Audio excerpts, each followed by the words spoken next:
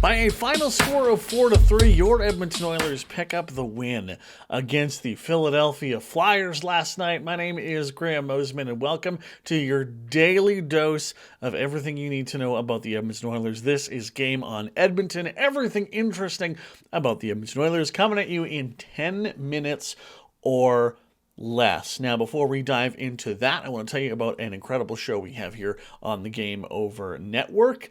It's called Hyperdrive Hockey. You have Maxime, you have Daphne, and they dive into everything across the world of hockey, including your Edmonton Oilers, but with a perspective that's dramatically different than I think you see in a lot of different places. They are they're one of their first three shows have been among their first shows in English, as they're both French-speaking folks, and it's so fascinating to hear a perspective on hockey that comes from a place not in Edmonton. Because if you're an Oilers fan, I'm going to guess a lot of the hockey content you consume is from here. So hearing an Eastern Canadian perspective on what's going on in the NHL, especially a Quebec perspective, is a really, really, really good one. And I hope you add it to your regular run of podcasts. New episodes come out on Tuesdays and Fridays, and you can see those all on the main Game Over Network feed. Now, let's talk about the Oilers. The win, of course, their first of the season. Very, very good. Very stoked to see it happen. Finally, couple things want to absolutely dive into. And if you want a full breakdown, you can go find yesterday's episode of Game Over Edmonton, where we really kind of got into it with a chat and talked about what's really seems to be ailing the Oilers right now and why it's taken this long for them to get this win. But we really want to start with a quote that Leon Draisaitl gave after this game. Leon, interesting fellow, when asked about, hey, you were benched by Chris Knoblauch for a couple shifts. What are your thoughts? How you feeling about that? His response, I don't want to say he went full, like, why are you so pissy, Leon? He didn't go full pissy, Leon, but he was not super stoked at the question because he just took it and kind of no-sold it and said that you have to go ask the coach. Which, if you've been around sports for any amount of time, you probably are aware that that's not really the best. Players generally aren't super happy when they tell you to go check on the coach. So that's cool and fine. We love that. I mean, I'm mostly just really excited and really happy that at this point, Leon's already been signed to this 8 years. So he's going to be here for another 9 years, because if he wasn't signed and gave a response like that, even after the game that he had, people would be lighting their hair on fire and running down 111th in just abject horror. So the contract set, Maybe this is Leon being a little bit more comfortable, because you've seen him get into it with the media before.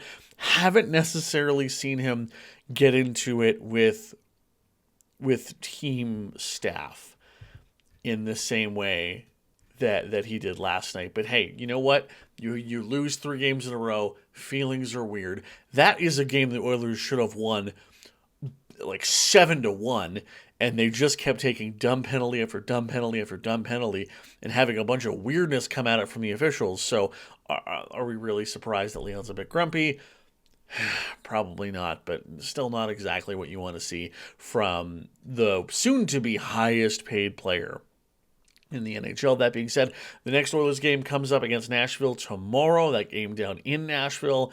And if it goes like any other Oilers game against the Predators has gone, quite literally, since Leon has been an Edmonton Oiler, they'll be fine. I mean, Nashville's probably going to get their teeth kicked in if we look historically, but hey, who knows?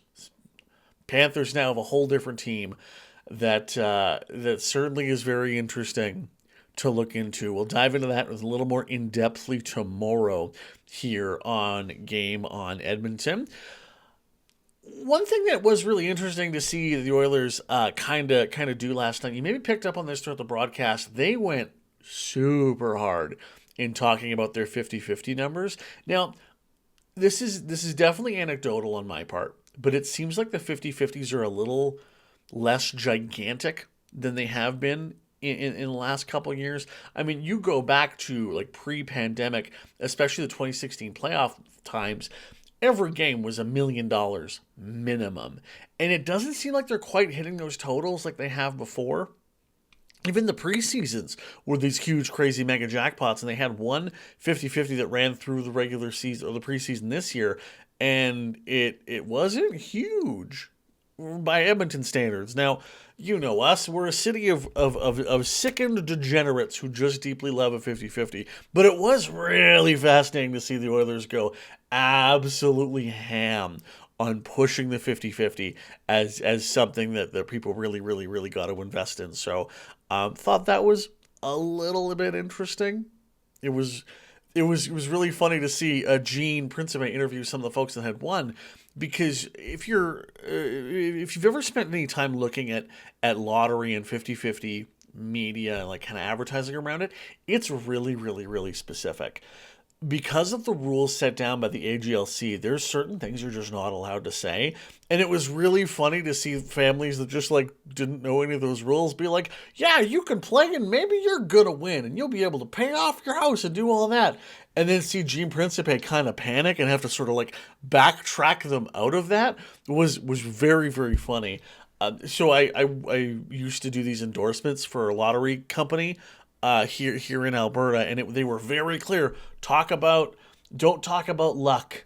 Don't talk about how you're gonna pay off your debts or all this other stuff. Just talk about the game and really focus on the playing responsibly part. So I thought that was kind of funny and interesting to see how the Oilers are pushing that. But yeah, I'm sure you'll get more. I mean, this is a city of degenerates. You know, we saw what the 50-50s were in the Stanley Cup final, and I'm sure whenever we get back to playoffs, they'll be equally as insane. Did want to take a little bit of time today, though, to dive in to something that we're not watching a ton right now, and that is the Bakersfield Condors. Now, the Condors definitely don't have the best team in the world, because this is what happens when you have a team that's in your NHL team that's so good. You're not going to get as much time on the AHL team to have players really kind of grow up and really perform well. But did want to bring you into a couple of Oilers folks and see how they're kind of rolling. Our sweet boy Drake Kajula, one of the goal scorers on the year, along with Matvei Petrov, who, I mean, we'll see if he's anything. He probably won't be, unfortunately. But you know, it's cool to see if he can pile up some goals. No goals so far for Matt Savoy, player coming over in the trade with the Buffalo Sabres that set Ryan McLeod out east. But he does have an assist on this season. The Condors have only played a couple games, so their season is going to get to go. Their next game isn't actually until Friday, when they're going to take on the Ontario Reign. So hopefully we'll see Savoy really kind of pick it up and become that next kind of big call-up, because, look, he'll be the guy if Vasily Podkolzin really starts to kind of maybe lose some of that luster with the coaching staff. So that's your kind of run around the world of the Edmonton Oilers today. Can't wait for tomorrow's episode where you get you all teed up for that game against the Nashville Predators from Nashville coming up on Thursday night. I'm Graham Mosimann. If you like this episode, please give it a like. If you loved it, please subscribe to Game Over Edmonton as well as the Game Over Network, and we can just send all the wonderful hockey information that you can handle your way. Have a great day. We will talk tomorrow